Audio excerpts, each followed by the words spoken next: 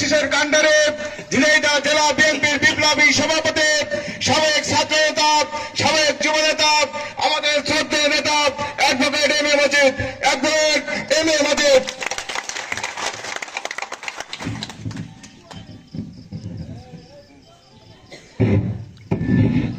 আউযু বিল্লাহি মিনাশ শাইতানির রাজিম। বিসমিল্লাহির রহমানির রহিম।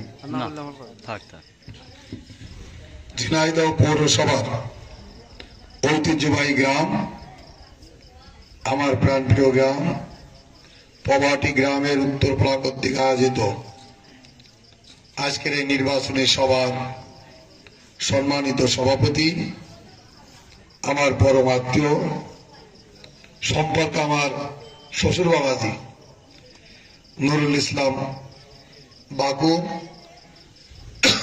মঞ্চ উপস্থিত জেলা বিএনপির বিপ্লবী সাধারণ সম্পাদক জাহিদুজ্জামান মানা, আমাদের লাকি শেখর, আমাদের শাহজাহান, যারা বক্তৃতা দিতে পারেনি তাদের জন্য দুঃখিত। আমাদের পৌর বিএনপির সিনিয়র সহসভাপতি মুফাজ্জল হোসেন মুফা ভাই, পৌর বিএনপির সহসভাপতি বিদ্যুৎ ভাই, আমাদের ওয়ার্ড বিএনপির সাধারণ সম্পাদক নান্নু ভাই, সময় স্বল্পতার কারণে তারা বক্তৃতা দিতে পারেনি, এই জন্য আমরা দুঃখ প্রকাশ করছি।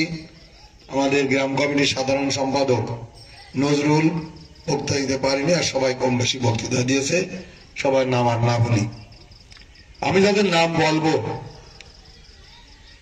তারা এই গ্রামের আমার সবচেয়ে আপনজন, তাদের কাছে আজকে এই নির্বাচনের দায়িত্ব দিয়ে যাব। তার আগে আমি শুধু একটি কথা বলতে চাই, পবাটি গ্রাম একটা ঐতিহ্য আছে।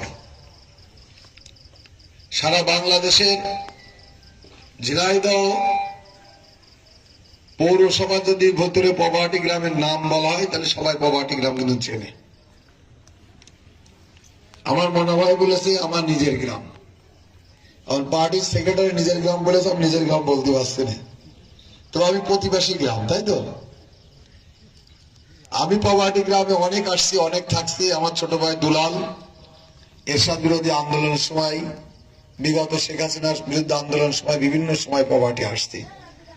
আমার ছোট ভাই সুজন যখন এরশাদ বিরোধী আন্দোলন হয়, এই সুযোগদের বাগানের ভিতরে মশুর ভাই থেকে ছোট ছোট সিরকুট লেগে এই নদী পাহাড়ে, তখন ব্রিজ ছিল, নদী পাহাড়ে চলাফেরা করতাম আমরা, মনে আছে। পবাটি গ্রামে অনেক স্মৃতি বিজড়িত, কারণ আমি ছোট্টবেলা থেকেই কলা বাগানে মানুষ, কলা বাগান আর পবাটি